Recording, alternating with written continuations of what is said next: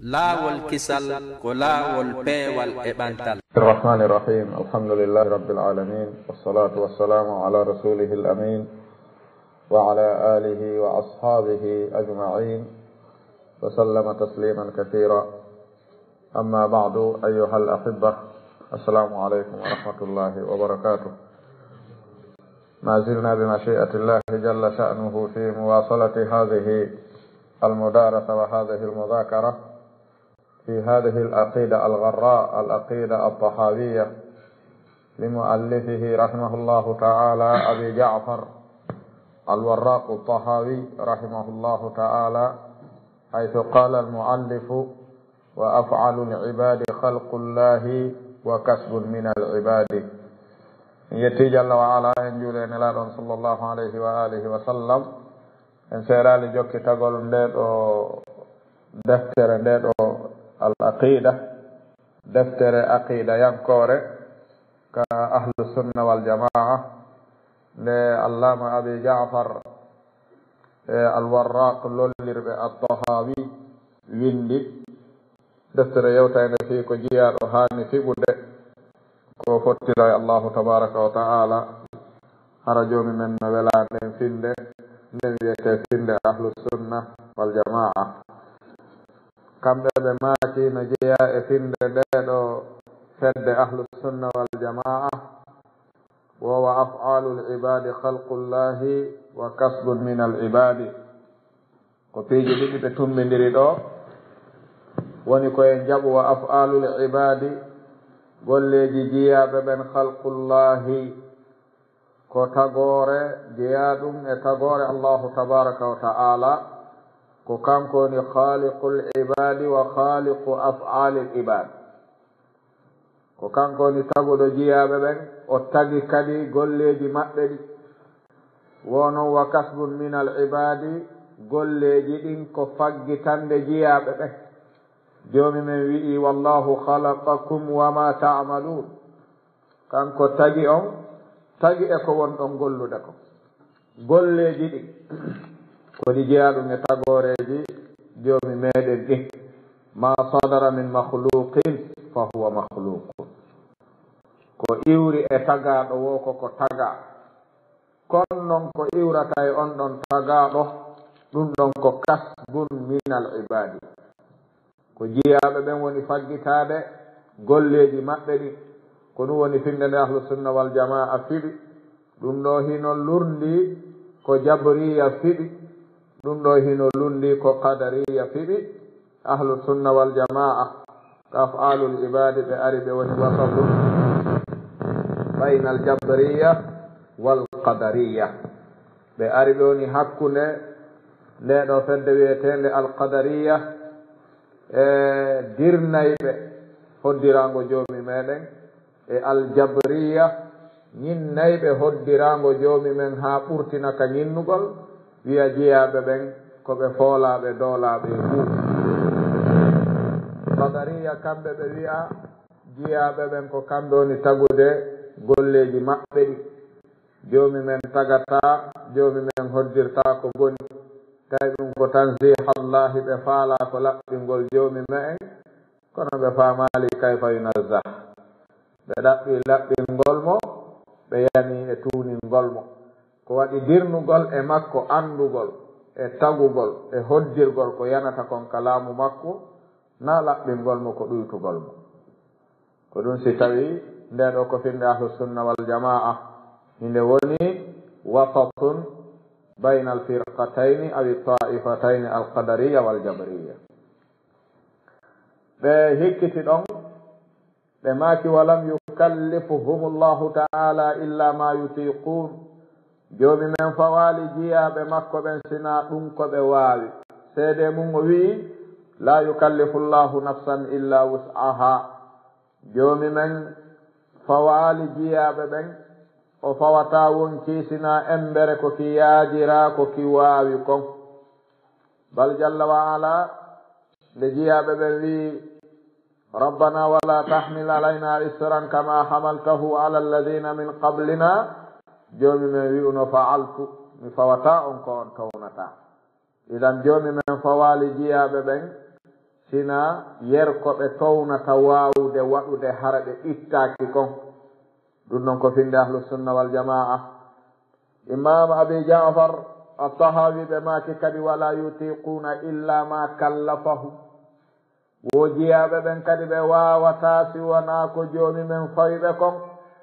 hadihi aidan nazaa, nde ɗo kadi ko wippande seeɗaare hootunde ka faamu jabriya. ahlu sunna wal jamaa ɓe wi fi hada al kalami nadarun, ngol ɗo konngol no woodi ko dartete e maggol. ko waɗi joomi me en fawata jiyaɓe ɓen sina ko ɓe waawi, kono hiɓe waawi ɓuri ko fawiɓe kon.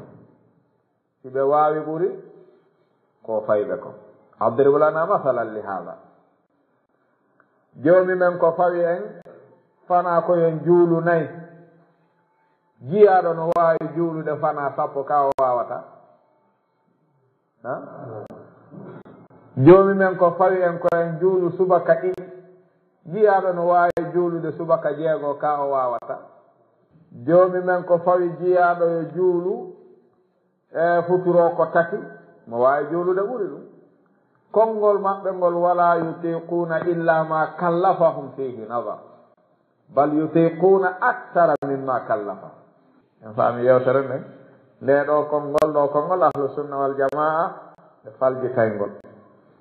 ɓe maaka taɓe maaku ɗum, taɓe wi'u jiyaɓe ɓen wawata sina ko ɓe fawa kon.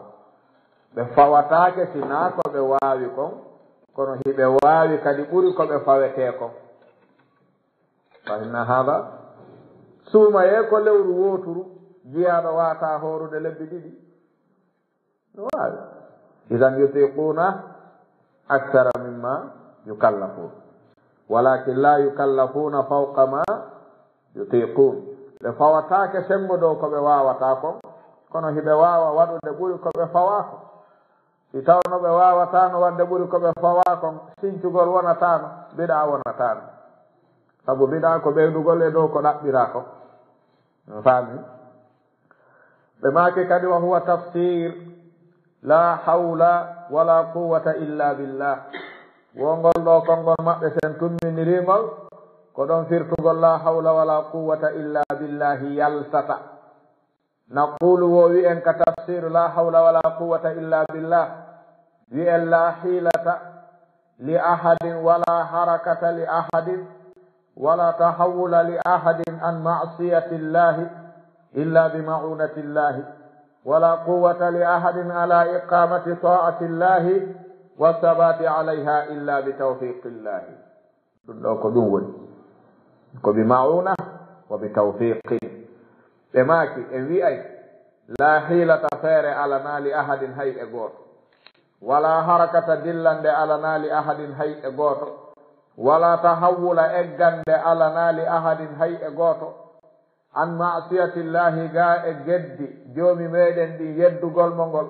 e lundagol mo ngol neɗɗo wawata eggude ɗum illa bi ma'unati llahi, si wona e ballal allahu ngal. ko so wallitike ma tum egga e bakkatu. wala quwwata doole alana kadi li ahadin hay e gooto ala iqamati ta'ati llahi, e dow waawugol ñinnugol dewal joomi meɗen ngal, wa sabati e tabbitugol alayha e dow ngal dewal, hay e gooto waawa ɗum illa bi tawfiqillahi, si wona e kawral allahu ngal. ɗiɗo ɗiɗi firti la hawla wala quwwata illa billahi. la hawla wala quwwata illa billahi ko firti neɗɗo eggata e ko joomi men añi kon illa bi ma'unatihi. neɗɗo arata e ko joomi men faala kon illa bi tawfiqihi. en faami. ɓe maaki kadi wa kullu shay'in yajri bi mashi'ati llahi ta'ala wa ilmihi wa qada'ihi wa qadarihi. ɓe wii kadi wa kullu shay'in, kala hunde nde yiwɗe ka dow leydi ɗo e ko wana ɗo yajiri ko dogata bi mashi'ati llahi koye haajango allahu mon ta'ala towuɗo on, wa ilmihi e gandal makko ngal, wa qada'ihi e ñawore makko nden, wa qadarihi e eɓɓere makko nden. koye ɗiɗo dogata kono laabi hubbihi wa ridahu fuunaɗo wonata ala ko dogata e ko joomi men tagi kon ka tagore makko illa bi mashi'atihi ta'ala haray mo haajiti ɗum wona wa ilmihi haray mo andi fii ɗum si laato wa qada'ihi haray himo ñaawi ɗum si laato wa qadarihi haray himo eɓɓi ɗum si ɗum laato ɗiɗo fof non no timma e huunde nden hara joomi men welaka nde o yiɗande ko ɗum si tawi ɓe wi la yakunu fi mulki llahi azza wa jalla illa ma yuriduhu walakin yakunu fi mulkihi ma la yuhibbuhu kal kufru wal ma'siyah la yuhibbuhu وإن تكفروا فإن الله غني عنكم ولا يرضى لعباده الكفر وإن تشكروا يرضى لكم بكاتو جدين كو بمشيئته وبعلمه وبقضائه وقدره تجري في دغتا دوين كو ولا جومي ميدن كون فو كو بمشيئته وعلمه وقضائه وقدره ورضاه وحبه إدغتا سندندري كودون دو وني ko sendindiri ha joni bainal qadariya kadi wal jabariya kambe kadi do wobbe no feƴƴitoy wobbe waali ɓaaw ahlu sunna wal jamaa ari woni ka hakkunde ɓe maaki kadi galabat mashi'atuhu l mashi'ati kullaha ɓe maaki galabat fooli mashi'atuhu ha jango joomi meɗen ngo ngo fooli al mashi'ati ha jangoji ɗin kullaha ɗi foppu majji ɗum ko firti anna lil insani mashi'a walahu qudra walahu irada walakin mashi'atuhu wa iradatuhu tabi'atun li mashi'ati llahi wa iradatihi neɗɗo ɓoratake mutlaqul mashi'a wal irada o ɓornatake kadi mutlaqul mashi'a wal irada himo mari irada himo mari mashi'a walakinnaha tabi'a la mustaqilla en faami ko ɗum si joni men o wi wa ma tasha'una illa an yasha allahu rabbul alamin andi ɗon o tabintinani ɓe mashi'a ka kono waɗi mashi'a maɓɓe on ko tabi'atun li mashi'atihi ɓe maaki kadi wa galaba qada'uhu lhiyala kullaha muyango makko ngon ñawore makko nden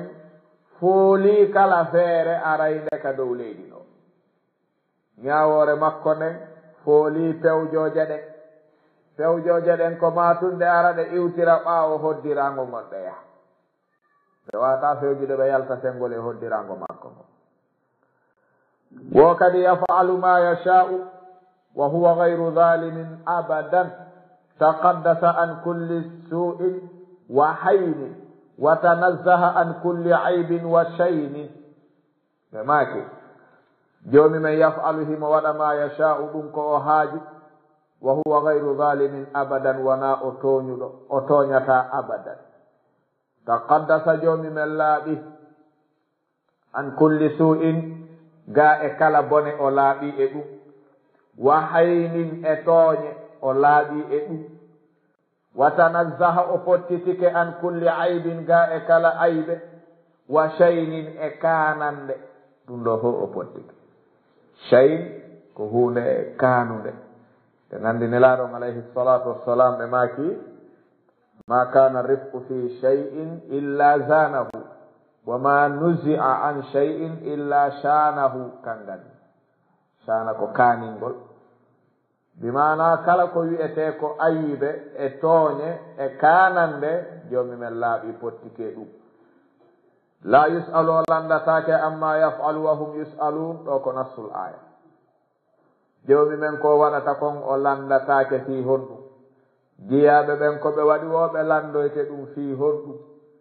awa haray jiya ɗon yo terto aynugol ko landatake fi mum kon o yeeɓa ko o landoyte kon fi mum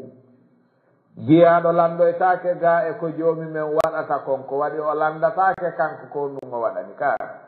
kon ɗum aynanta ko a landatake fi mum yeeba ko landoyteɗa kon fii mum ko golluɗa ko hari ayna golle maɗe landoyteɗa fii muɗum ɗe tertoɗa aynugol golle mo landitatake fii golle mum laawol kisal ko ɗum ɓura fawtinde peewal e ɓantal ɗum ɓuri fawtinde jiyaɗo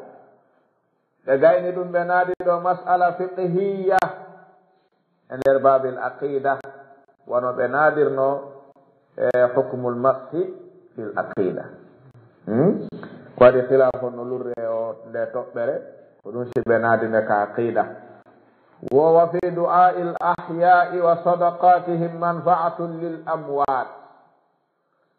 ɓe maaki wa fi du'a'i al ahya'i woni e torare wuuruɓe ɓe wa sadaqatihim e sadakaji maɓɓe ɗi manfa'atun nafoore no ɗum lil amwat wonande maayuɓe ɓe ɓe gandi ɗo konguɗi ɗin no ɗuuɗi e ngal damal woɓɓe no jaɓi ɗum mutlaqan biduni qaydin ɓe faala ruttude ɓen no woodi saliɓe ɗum mutlaqan biduni tafsilin hiɓe faala ruttude ɓen ko ari nelaɗon alayhi salatu wassalam ɓe ñinni wondema bani adama no mari ko nafi torta ɓawnde maayi woni sadaqatun jariya wa ilmun yuntafau bihi wa waladun salihun yad'u lahu ɗum ɗo fof ko piiji wonɗi nafude jiyaɗo on ɓawnde o maayi wi'ugol noon jiyaɗo si maayi nafi torta hunde ko dirnugol oɗo hadis wi'ugol kadi jiyaɗo kala ko waɗana ɓaawo mum tawoyay ɗum biduni qaydin ko ñinnugol ko annduɗo on ñinnaali ko ɗum ɗon tumɓe faala jettude ngal ɗo damal jiyaɗo no woodi ko nafi toroyta ko sharia on newni ka sadaqate ko nande mum e golleji ɗo fajjo acci woni sadaqa jariya wona darnugol juulirɗe ko nande mum baraji ɗum fanni mahino duumi allahu tabaraka wa taala nelɗa mo ɗum ɓe gayni ɗum ɓe maki wallahu taala yastajibu da'awati wa yaqdi lhajat ɗum ɗo min sifatillahi taala no jeeya sifaji joomi ma en taala tow ɗon kanko yastajibu himo jaabinana adda'awati noddangoji fewtayɗi moɗi so fewtinama torare o jaabine wa yaqdi himo hunta kadi alhajati haajuji jiyaɓe torotoɓe ɓe joni heddotoci jiyaɗo on heeɓi haaju torike humtowo haajuji ɗin o huntanaka haray ko honɗum haray fala aybu fihi ayiɓe o koye makko kanko jiyaɗo on wonata yo hootu ɗon on ndaara so timmini tum moƴƴay ko waɗi jiyaɗo no jogo mawani ul ijaba yado o ma hadihi l mawani la yustajabu lahu fano nelaɗon ɓe jantorno arrajul alladi kana ash'atha aghbara yutilu safara yamuddu yadayhi ila sama ya rab ya rab ya rab kay mat'amuhu ko haram mashrabuhu ko haram malbasuhu ko haram ɓe maki wa ghudiya bil haram ɓe maki fanna yustajabu lahu idan ɗiɗo ɗi foppu majji ko ɗi haɗay ɗi jiyaɗo jaabinanede si jiyaɗo torike jaabinanaka yo darti ɗiɗi nelaɗo sappiɗo si ɗi ala e gurdam makkoɗa waɗi asli on joomi men kanko ko jaabinanowo toraɗeji ɗin o hunta kadi haajuji ɗin hada huwa al aslu ida in takallafa hada al aslu falimani'in faliraji al abdu nafsa yo jiya ɗon darto hoore mum ɓe maki kadi wa yamliku kulla shay'in wala yamlikuhu shay joomi ma en wa yamliku kanko ni jeytuɗo kulla shay'in kala hunde wala yamlikuhu shay'un hunde jeytamo kanko hada la yahtaju ila tafsirin kathir joomi men o wii lahu mulku samawati wal ard kanko jeyi laamu kammu e leydi o wi kanko ni biyadihil mulku kanko jogiti ɗum hay gooto jogaaki fii joomi ma en hay gooto joganaaki mo kadi huunde wala yamlikuhu shay wala yamlikuhu ahad hay huy jeytaamo hay huunde hay gooto jeytaamo wo kadi wala ginan ولا غنى عن الله تعالى طرفة عين goɗɗo wawata yondinade ga e joomi meɗen ko fototawa leppande yitere woni hinƴango omba onta neɗɗo wata yondinade e joomi men emberi ɗum wawata si tawi joomi men accidimo e hoore makko ko fototawa leppande yitere o bonay o yeeboto idan joomi men hino ayni fima fi kulli hinin wa sa'a ko ɗum siɗa ɗoɗa jokki haajuji ma e maaki kadi waman istagna ani llahi tarfata ayni faqad kafara wa sara min ahli lhayni wo waman istagna kala on yondiniɗo ani llahi gaye allahon o wiyo ala haajo e allahon kanko si o waɗi ɗum tarfata aynin ko fotatawa leppande yitere haray faqad kafara o yeddi wa sara o wattini o jeyama min ahli lhayni e yimɓe bonɓe alhayni ko bone o jeyama yimɓe bonɓe perduɓe ɓe wa wallahu yaghdabu wa yarda la ka ahadin min alwara ɗo kadi no mawni ɗo en yii ko ɗum ɗo wiyete ithbatun bila tamthilin wa tanzihun bila ta'tilin wano joomi men wi'iri laysa ka mithlihi shay'un hada tanzih wa huwa as-sami'u al-basir hada huwa at-tathbit tuthbitu ma athbatahu li nafsihi wa la tushabbihuhu bi khalqihi wa tunazzihuhu an khalqihi wa la tu'attiluhu an sifatihi ɗiɗo ma tumminiraɗe ɓe maki wallahu yaghdabu joomi men tikkay wa yarda joomi men no welto kono noon laaka ahadin min alwara welaye makko wa awa hay e welaye goto e tagore nden tikkere makko wa awa tikkere hay goto e tagore nden ko waɗi joomi men wi'i o yi'ay o nanay o wi bani adama wa ja'alnahu sami'an basira ene yi'ugol e nanugol jiyaɗo on e yi'ugol e nanugol joomi me en ɗum ko gotum serti buy wona gotum joni noon tawgol sifaji ɗin hawti inde hollata ko sifa kon no fota ko gotum en faami ɓe gayni ɗum ɓe maaki wa nuhibbu ashaba rasulillahi sallllahu alayhi wa alihi wa sallam wo enen dey yimɓe sunna hiɗen yiɗa sahabaɓe ne laaɗo men alayhi salatu wassalam ɓe foppu maɓɓe ala mo ittitteten e maɓɓe ɗum ɗo ko jami'an ala ittitteɗo e maɓɓe ko waɗi khawarij ino ari añiɓe rawafida no ari rewi woɓɓe maɓɓe heferɗinni woɓɓe maɓɓe ahlu sunna wal jamaa wi menen ne sennindirtaɓe as-sahaba en janngino koye mawqif maɓɓe ka aqida al-wasitiya ko honɗum woni mawqif ahlu sunna wal jamaa e ɓeeɗo ala ɗum ko tawgol no hibbu ثانيا ولا نفرط في حب أحد منهم en ɓurtinta ka yiɗugol hay gooto e maɓɓe haa naaten e gulu ko waɗi joomen o wi ya ahlal kitabi la taghulu fi dinikum gayra alhaq nelaaɗon ɓe maaki iyakum wal guluwa fa innama ahlaka man kana qablakum al gulu lugginagol ɓurtino e piiji ɗin hino jeeya e ko bonnata en yiɗayɓe giggol ngol ɓe hanndi ngol en ɓurtintaka yiɗugol ɓe haa waɗa nemɓe ko ɓe jeeya ko ɓe hannda e mum ɓe maaki kadi wala natabarra'u min ahadin minhum ala e maɓɓe mo taƴotoɗen dandoɗen yaltinen e sahabaɓe ma heferɗinnen ma wiyen ko faatiɗi en ala o ɗum ɗo ni mawqif ahli sunna wal jamaa hada khilafan li rawafida wa khilafan lil khawarij an-nasiba ɓe maaki kadi wa nubghidu man yubghiduhum hiɗen tikkana kala tikkanɗo sahaba kala mo annduɗen no añi ɓe no tikkani ɓe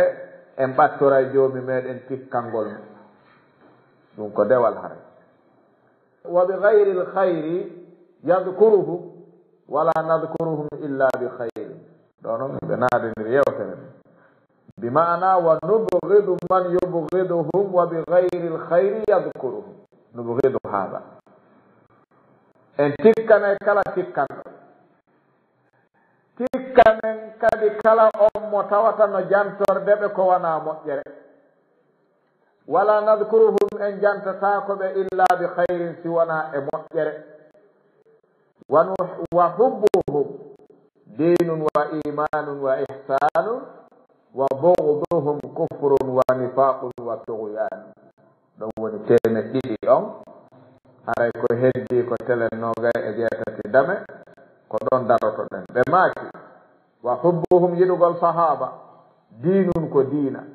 wa imanun e gonɗinal wa ihsanun e labbingol wa bugduhum tikkangol sahabaɓe ɓen kufrun ko teferankaɓe wa nifaqun e nafiqiyagal wa tughyanun e bewre ɗiɗo fof no tumbodiri e añugol sahabaɓe yiɗugol ɓe ko diina e gonɗinal